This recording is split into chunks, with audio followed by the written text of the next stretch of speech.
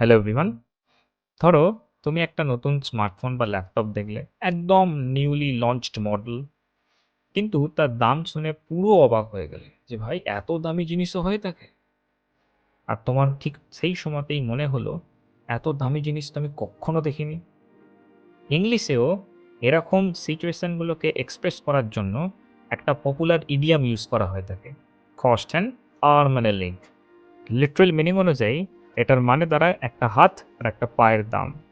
হুম, শুনতে একটু অড লাগলেও ইংলিশে এটা শুধু একটা এক্সপ্রেশন মাত্র। এর অ্যাকচুয়াল মিনিং কিন্তু আলাদা হয়ে থাকে। Cost and arm and leg means খুব এক্সপেন্সিভ, মানে জিনিসটা এত দামি যে মনে হয় এটা কিনতে গেলে নিজের খুব মূল্যবান কিছু একটা জিনিস দিয়ে দিতে হবে।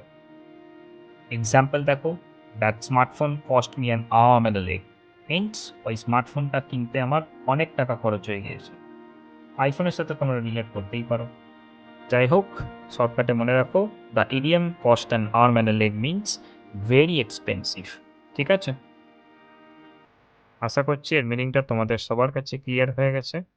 এরকমই আরও ইডিয়ামস আর এসএসসি ইংলিশ টিপসের জন্য এখনই সাবস্ক্রাইব করো এসএসসি ইংলিশ বেসিস চ্যানেলটাকে। Thank you.